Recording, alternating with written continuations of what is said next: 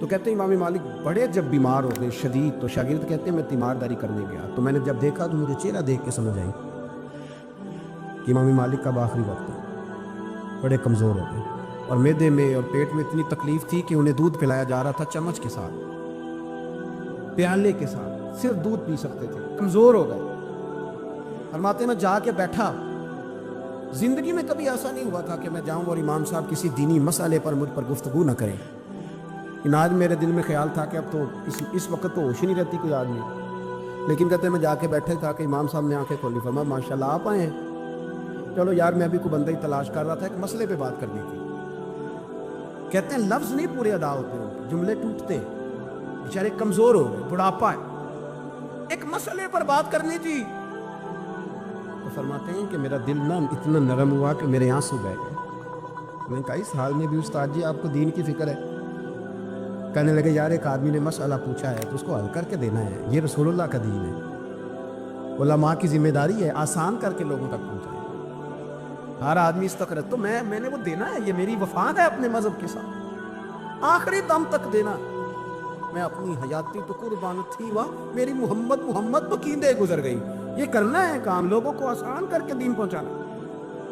فرماتے ہیں کہ میں نے کہا استاد جی فرمائے، کہنے لگے یار یہ حج کے موقع پر جو رمی جمار ہوتی ہے، جمرے کو شیطان کو کنکر مارے جاتے ہیں، پوچھنا یہ ہے کہ دونوں طرح سے سنت ہے، پیدل بھی مار سکتے ہیں سواری پہ بھی، تو یہ بتا کہ پیدل افضل ہے یا سواری پہ افضل ہے؟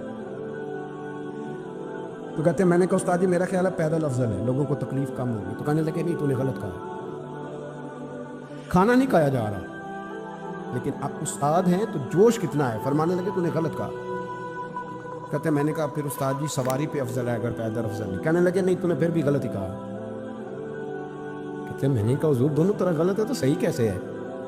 فرمانے لگے بیٹے اگر اس بڑھاپے میں بھی میں مسئلہ بتانے میں تیزی نہیں کرتا، تحقیق کرتا ہوں، تو تو نے جوانی میں تیزی کرنی شروع کر دی، سوچے نہیں بات کو فٹافٹ بیان کر دی کہ اگر یہ نہیں تو یہ کو سمجھنا پڑتا ہے، حکمت کے ساتھ پھیلتا ہے۔ کہتے میں نے کہا استاد جی حکم کریں پھر آپ بتائیں کیسے افضل ہے؟ فرمانے لگے مستحب ہے، اچھا عمل ہے، ایک شیطان کو کنکر مار کے تو دعا مانگی جائے، اور اتنی دیر مانگی جائے جتنی دیر میں انسان 20 آیات قرآن پاک کی پڑھ لیتا ہے، اور یہ مستحب عمل ہے، یعنی کرے تو ثواب ہے، نہ کرے تو گناہ نہیں، مستحب ہے کہ دوسرے کو کنکر مار کے پھر دعا مانگی، تیسرے کو کنکر مار کے کھڑے نہیں ہونا، دعا مانگتے مانگتے چلے جائے۔ تو فرمانے لگے مسئلہ سن، جس نے چونکہ مستحب ہے مانگے چاہے نہ مانگے، تو جس نے تو کنکر مار کے دعا مانگنی ہے نا، اس کے لیے افضل یہ ہے کہ وہ پیدل کنکر مارے، اور جس کا ارادہ دعا مانگنے کا نہیں نا، اس کے لیے افضل یہ ہے کہ وہ سواری پہ بیٹھ کے کنکر مارے، تو دونوں جہتیں بدل جائیں گی۔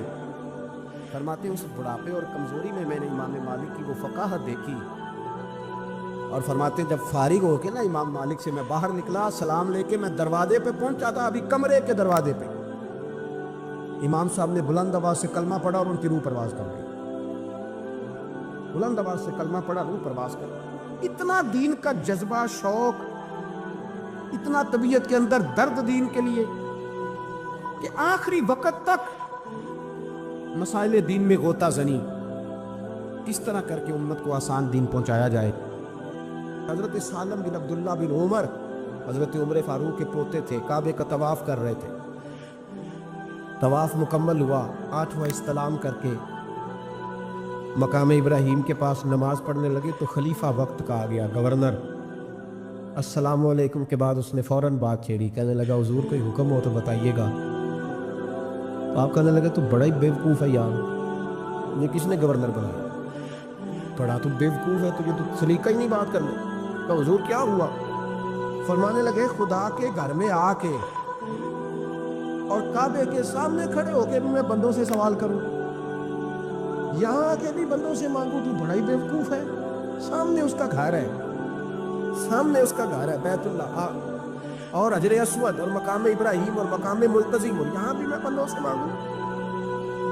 کہتا ہے مجھے بھی کبھی کسی نے ڈانٹا نہیں تھا، میرے بھی پیروں تک پسینہ نکل گیا، تو میں مسجد الحرام سے باہر نکل کے، یوں سمجھ لیں کہ جب لوگ باب عبدالعزیز سے یا باب فہد سے باہر آ جاتے ہیں کہتے ہیں باہر نکل کے نا میں کھڑا ہو گیا. میں نے کہا چلو فارغ ہو کے آتے ہیں تو بات کرتا ہوں. حضرت فارغ ہو کے آئے. میں نے کہا حضور اب تو بیت اللہ سامنے نہیں, اب بھی کوئی سوال کرے.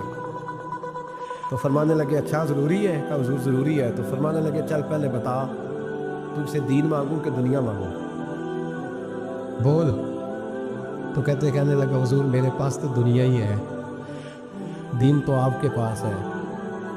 جب یہ جواب دیا تو حضرت سالم چلنے لگے اور چلتے چلتے فرمانے لگے جا اپنا کام کر, دنیا تو میں نے اس سے کبھی نہیں مانگی جس نے دنیا بنائی ہے, میں نے اس سے نہیں کبھی مانگی, تو کیا حیثیت رکھتا ہے؟ میں نے تو اس سے بھی جب بھی مانگا ہے یا اس کا قرب مانگا ہے یا اس کے رسول کی غلامی مانگی ہے, تو اس سے نہیں مانگتا جس نے بنائی ہے. تو کیا دے سکتا ہے؟ تیری کیا حیثیت ہے؟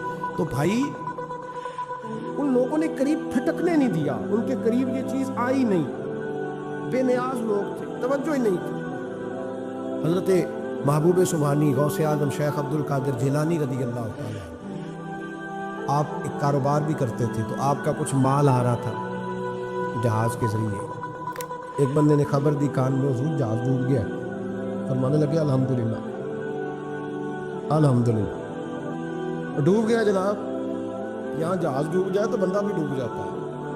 کہتے ہیں صاحب انتقال کر گئے, 10 لاکھ کا نقصان ہو گیا, مال ڈوب گیا پورا جہاز ہی. فرمایا الحمدللہ, اور تم نے جلدی کی خبر دینے میں سبق پڑھا رہا تھا, کیوں مجھے دخل اندازی دی تم نے میرے کام میں, کیوں دخل اندازی کی؟ تھوڑی دیر کے بعد اس نے پھر کان میں کہا حضور وہ غلط خبر تھی, جہاز بچ گیا. فرمانے لگے الحمدللہ. پھر شاگردوں سے کہنے لگے میرا چہرہ دیکھ رہے تھے پہلی خبر کے بعد بھی, اس خبر کے بعد بھی؟ کہ حضور دیکھ رہے تھے. فرمایا کوئی تبدیلی تو نہیں آئی؟ کہ حضور نہیں. فرمانے لگے شکر الحمدللہ, رب نے میرا دل دولت سے نہیں جوڑا, اپنی ذات کے ساتھ جوڑ کے رکھا ہوا ہے, تبدیلی تو نہیں آئی. یہاں تو ٹینشن ہی ٹینشن ہے, ڈپریشن ہی ڈپریشن. اور بات کس کی ٹینشن ہے؟ پیسے کوئی نہیں, دولت کوئی نہیں, کوئی چکر چل جائے نا کبھی, اس سے بھی کبھی پوچھ جس کے پاس ہے وہ تجھ سے زیادہ غریب ہے, اس سے کبھی پوچھ وہ تجھ سے زیادہ آزمائش میں ہے. غریب شہر تو فاقوں سے مر گیا, لیکن امیر شہر نے ہیرے سے خودکشی کر لی, اس کو بھی تو پوچھ اس کا کیا حال ہے. دانش منداں دا کم نہیں, دل دنیا نہ لانا, اس ووٹی کئی خامد کیتے, تو جو کیتا سو کھانا. یہ تو کام ہے اس کا. بڑے آئے بڑے چلے گئے, بڑے آئے بڑے نکل گئے, توجہ ہی نہیں, مزاج ہی نہیں. حضرت مولا علی شیر خدا, علی المرتضیٰ, امام الاولیاء, صاحب صدق و صفا, داماد مصطفیٰ صلی اللہ علیہ وسلم, اسد اللہ, حضرت علی شیر خدا رضی اللہ تعالیٰ عنہ کوفے کے چوک میں کھڑے تھے, تو کہہ رہے تھے یار میری نا طامت پرانی ہو گئی ہے, یہ میں نے زرہ بیچنی ہے, تو بندہ مجھ سے خرید لو تاکہ میں نئی طامت لے لوں.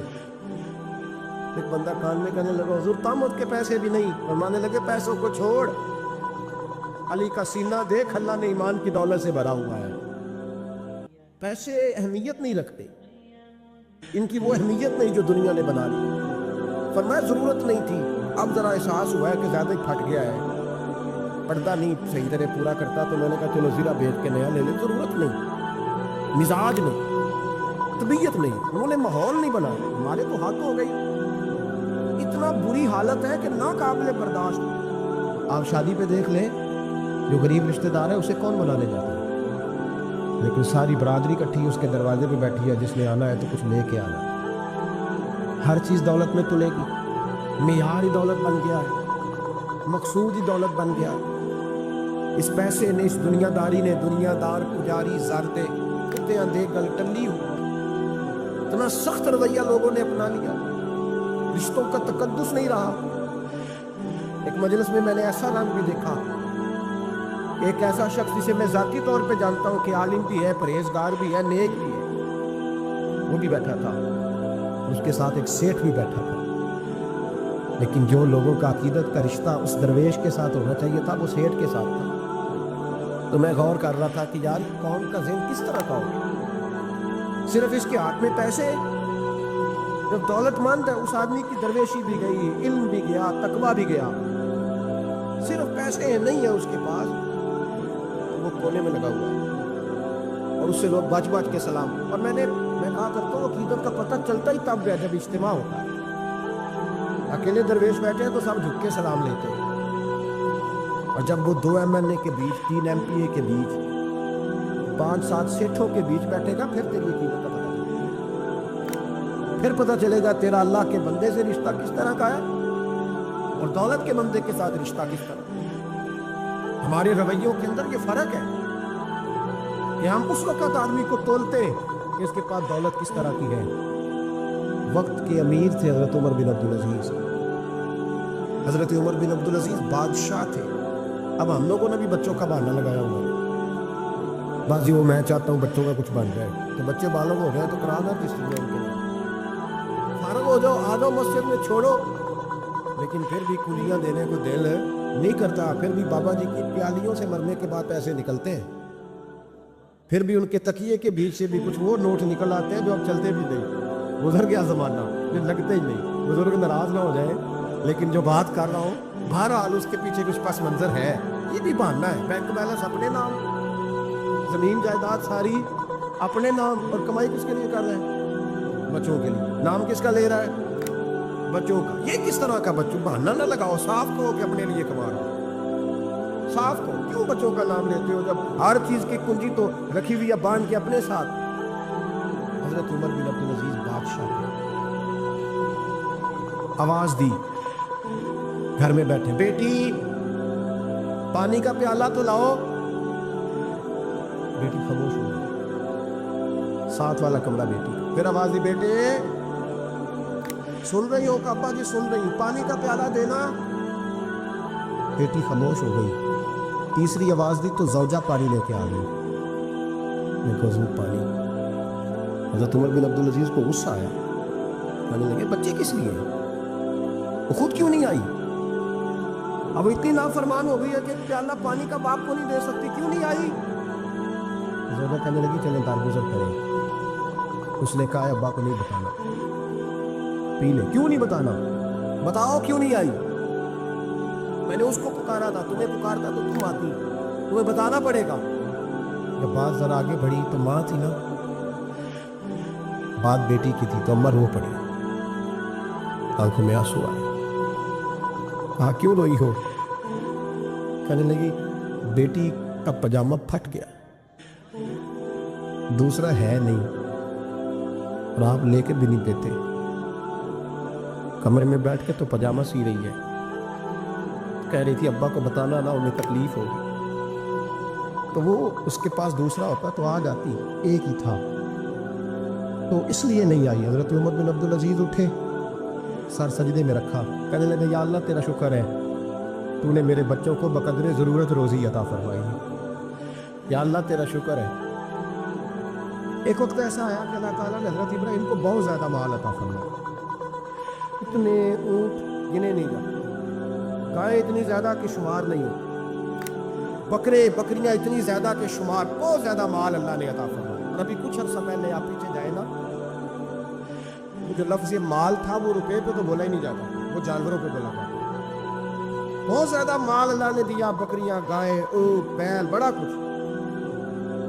रब करीम ने फरिश्तों से फरमाया कि वत्तखज़ल्लाहु इब्राहीम खलीला, इब्राहिम मेरा दोस्त है। तो फरिश्ते कहने लगे या अल्लाह जिसे इतना कुछ दिया जाए उसने दोस्त तो बनना ही होता है, तो नवाजा ही पड़ा है, इतना माल, इतने खेत खलिहान, इतना कुछ। अल्लाह करीम ने फरमाया जाओ आजमाइश कर लो। फरिश्ता इम्तिहान लेने पहुंच गया। हज़रत इब्राहीम के जानवर चर रहे हैं चरागाह में, हज़रत इब्राहीम भी है, गुलाम भी है, बहुत बड़ा रेवड़ है। आप तशरीफ़ फरमाए। एक फरिश्ता आया तो खेत में छुप के बैठ गया और बुलंद आवाज़ से कहने लगा सुबहान अल्लाह वल्हम्दुलिल्लाह वला इलाहा इल्लल्लाह वल्लाह। ये तस्बीह बड़ी पसंद है, महबूब ने इनकी फजीलत बयान की। अब वो हज़रत सैयदना इब्राहीम अलैहिस्सलाम खड़े थे तो खेत में बैठ के तस्बीह पढ़ने लगा, सुबहान अल्लाह वल्हम्दुलिल्लाह वला इलाहा इल्लल्लाह। हज़रत इब्राहीम कहने लगे ये मेरे रब का नाम कौन ले रहा है? बड़ी इसकी मीठी आवाज़ है, बड़ी, कौन है? ढूंढने लगे, घूमते घूमते उसके पास चले गए। फरिश्ता इंसानी शक्ल में, तू मेरे रब का जिक्र कर रहा था? उसने कहा मैं ही कर रहा था। फरमाने लगे यार एक दफ़ा फिर नहीं करता? तो कहने लगा इब्राहिम पहले तो मैं अपनी मर्जी से कर रहा था, तू कहता है तो पैसे लगेंगे, पैसे हैं तो कर देता हूँ। حضرت ابراہیم کہنے لگے بول تو کیا لے گا، میرے اللہ کا ذکر سنانے کا کیا لے گا؟ کہنے لگا جتنی بکریاں آپ چلا رہے ہیں ساری دے دے تو میں اللہ کا ذکر سنا دیتا ہوں۔ آپ نے فرمایا بس جا تیری ساری ہوئی میرے رب کا ذکر سنا۔ اور پھر شروع ہو گیا سبحان اللہ الحمدللہ ولا الہ الا اللہ واللہ اکبر۔ حضرت ابراہیم علیہ السلام کیف میں یار پھر ذرا سنا، نا علمہ وچ پھسا سانو تو یار دی گل سنا سا، ذرا دوبارہ سنا۔ پھر سنایا، ایک دفعہ پھر کہا، پشتا کہنے لگا بس جی آپ کے پیسے پورے ہو گئے۔ حضرت ابراہیم کہنے لگے چل ایک دفعہ اور سنا۔ کہنے لگا پیسے لگیں گے تو کیا لے گا؟ کہنے لگا گائے بھینسیں ساری میری۔ فرمایا بس یار اتنی قیمت تو سنا صحیح، سارا کچھ ہی تیرا۔ پھر شروع ہو گیا سبحان اللہ والحمدللہ ولا الہ الا اللہ واللہ اکبر۔ گائیں دے دیں، پیسے دے دیں، وہ ذکر سناتا ہے۔ حضرت ابراہیم کبھی مچلتے ہیں، کبھی روتے ہیں، کبھی آہیں بھرتے ہیں، تو میرے رب کا نام لے رہا ہے، ذرا پھر سے لے، کیف جاری ہے۔ کہنے لگا بس بھائی۔ حضرت ابراہیم فرمانے لگے تو اور لے لے جو لینا ہے، مجھے ذکر سنا۔ اس نے کہا ابراہیم بکریاں میں لے چکا، گائے بھینسیں میں لے چکا، اونٹ رہ گئے، سارے لے لوں گا پھر ذکر سناؤں گا۔ فرمایا جا تیرا ہوا تو ذکر سناتا رہے، میں دیتا ہوں۔ دے دیا، کچھ دیر ذکر کیا تو اب خاموش ہو گیا۔ حضرت ابراہیم خلیل اللہ علیہ السلام فرمانے لگے ذکر سنا۔ کہنے لگا ابراہیم اب تیرے پاس دینے کو کیا ہے، ہر چیز تو میں لے چکا۔ آپ فرمانے لگے یہ گائے بھینسیں بکریاں چرانے کے لیے تجھے کوئی نوکر ملازم بھی تو چاہیے نا، تو اس طرح کر مجھے رکھ لے، میں روٹی نہیں مانگوں گا، کھانا نہیں مانگوں گا، تو اللہ کا ذکر سناتا رہنا، میں تیرے جانوروں کی نوکری کرتا رہوں۔ حضرت ابراہیم علیہ السلام نے جب یہ کہا نا، فرشتے کی آنکھوں میں آنسو آ گئے۔ تر دامنی پہ شیخ ہماری نہ جائیے، ہم دامن نچوڑ دیں تو فرشتے وضو کریں۔ فرشتہ روئے پڑا اور کہنے لگا ابراہیم مجھے سینے سے لگاؤ، آپ واقعی اس قابل ہے کہ اللہ آپ کو اپنا دوست بنائے، واقعی اس قابل ہے کہ رب آپ کو اپنا۔ حضرت ابراہیم علیہ السلام کا خدا سے محبت کرنے کا نرالا انداز۔ اور میرے بھائی ایک روایت میں نے پڑھی، کلیجہ منہ کو آیا۔ مصطفیٰ کریم بیٹھے تھے تو سیدہ عائشہ صدیقہ رضی اللہ تعالیٰ نے عرض کی یا رسول اللہ صلی اللہ علیہ وسلم وہ دیکھے سیدہ فاطمہ آ گئی ہے، وہ دیکھ کے بی بی صاحبہ بغیر بتائے آ گئی۔ حضرت فاطمہ الزہرا آئی، حضور نے فرمایا فاطمہ بغیر اطلاع کے، حضور چھوٹا سا کام تھا، کیسے آئی ہو؟ بی بی صاحبہ نے نا عورتوں کا پلو ہوتا ہے نا چادر کا، پلو کھولا تو ایک روٹی بندھی ہوئی تھی، ایک روٹی چادر میں، یہاں لوگ زیور باندھتے ہیں، دولت باندھتے ہیں، ایک روٹی حضرت فاطمہ نے پلو میں باندھی، کھول کے پیش کی۔ بیٹے یہ کیا ہے؟ ابا جی کئی دنوں سے گھر میں روٹی نہیں پکی تھی، آج علی کچھ جو لائے تھے، پیسے ہیں، چند روٹیاں بنی ہیں، تو بچوں نے تو کھا لیا، تو میرے سامنے بھی ایک روٹی آئی تھی، میں نے لقمہ توڑا ہے تو مجھے خیال آیا پتہ نہیں مصطفیٰ نے کھایا ہے کہ نہیں کھایا، پتہ نہیں حضور نے روٹی کھائی ہے کہ نہیں، میں لے کے حاضر ہو گئی ہوں، مہربانی فرمائے۔ فرمایا بیٹے بیٹھ جا۔ حضرت فاطمہ بھی بیٹھ گئی، سیدہ عائشہ کہتی ہیں حضور بھی بیٹھ گئے۔ میں فاطمہ کتنے دنوں سے نہیں کھایا؟ عرض کی حضور 3 دن سے۔ میں بیٹے میں نے 5 دن سے نہیں کھایا، آ جا، دونوں باپ بیٹی مل کے کھاتے۔ روٹی 2 حصوں میں حضور نے بانٹی، فرمایا چلا دی تو کھا، آدھی میں کھاتا ہوں۔ حضرت فاطمہ نے لقمہ توڑ کے منہ میں رکھا تو رو پڑی، حضور 5 دن سے نہیں کھائی۔ میں بیٹے چپ کر، ہمارا دنیا سے کیا تعلق، ایک پل رہ گیا ہے، بس اللہ پھر جنت کی ساری نعمتیں عطا فرمائے، ہونے والی بات ہی نہیں ہے اس میں، بس ہمارا کیا تعلق، ایک پل ہے، پھر مالک بڑا کچھ عطا کرے گا۔ او بھائی، جو کائنات کے مالک و مختار تھے، جو ابرو کا اشارہ کرے تو حضرت جبریل جنت کی نعمتیں لے کے آ جائیں، انہوں نے تو دنیا کی جانب توجہ ہی نہیں کی، ان کا تو خیال ہی نہیں آیا، دنیا ہی دنیا، دولت ہی دولت، ہر آدمی دولت کے ترازو میں تلنے لگا ہے۔ اب تو کلیجہ پھٹتا ہے، اب تو لوگ پوچھتے ہیں، اور میں کبھی کبھی بڑا مجبور ہوتا ہوں، آزمائش میں آ جاتا ہوں۔ لوگ کہتے ہیں جناب آپ سے کچھ قرآن کی آیات سننی ہے، آپ کتنے پیسے لیں گے؟ کچھ حدیثیں سننی ہے، کیا اس کا معاوضہ ہوگا؟ آپ سے اس نبی کا نام سننا ہے جس کا آپ کھاتے ہیں، جس کے نام پر آپ نے عزتیں لی ہیں، ان کا نام سننا ہے، آپ کا ریٹ کتنا ہے؟ آپ کتنے میں بیچیں گے؟ وہ نعت جو غذا ہے وہ کتنے میں بکے گی؟ جب دنیا داری کا یہ اشر ہو جائے کہ وہ رسول اگر ان کا نام نہ رہے تو ہماری سانسیں ہی نہ چلیں، ان کا نام بھی جب اس طرح کمرشل کر کے لیا جائے اور اس طرح وہ چیزیں بھی ریٹ میں آ جائیں تو بھائی اس سے بڑی اور دنیا داری کیا ہوگی؟ میرے رسول کریم سید عالم نور مجسم صلی اللہ علیہ وسلم نے اس دنیا کو محبوب نہیں رکھا، قاری نہیں بنایا، ماحول ہی نہیں بنایا۔ حضرت عیسیٰ علیہ الصلوۃ والسلام کی 450 سال عمر، کتنی؟ 4.5 نہیں، میں نے کہا 450 سال حضرت عیسیٰ نے شادی نہیں کی، گھر ہی نہیں بنایا، ایک پیالہ ہوتا تھا پانی پینے کا، ایک تکیہ ہوتا تھا۔ ایک دن ایک بندے کو دیکھا کہ وہ بازو کا تکیہ بنا کے سو رہا ہے تو حضرت عیسیٰ نے وہ تکیہ بھی خراب کر دیا، کہنے لگے اس کے بغیر بھی کام چل جائے گا۔ ایک پیالہ تھا پانی پینے کا، ایک دن دیکھا ایک آدمی چلو میں پانی پی رہا تو وہ پیالہ بھی اللہ کے راستے میں دے دیا، کہنے لگے اس کے بغیر بھی کام چلتا ہے۔ کسی نے کہا نکاح کیوں نہیں کرتے، گھر کیوں نہیں بساتے؟ تو فرمانے لگے 450 سال تو عمر ہے، اللہ کو راضی کروں کہ گھر بساؤں، سجدے کروں یا میں دنیا داری کروں؟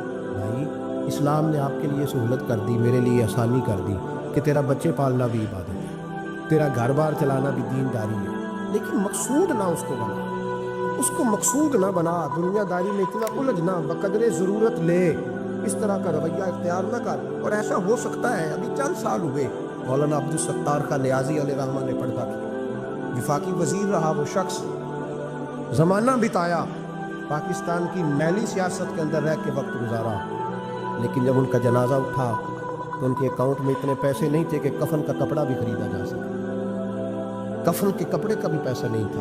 تو بھائی یہ لوگ ہیں یار، وفاقی درجے کا شخص ہو کے گزرے اور وزارتیں اس کے آگے پیچھے بھاگے اور ہر الیکشن میں وہ بندہ ایم کی سیٹ جیت جائے اور پھر رخصتی کا وقت آئے تو اس کا حال یہ ہو کہ کوئی شخص کہے کہ چلو 250 اکاؤنٹ سے نکلا ہے تو باقی مجھ سے لے لو تاکہ کفن کا بندوبست ہو سکے۔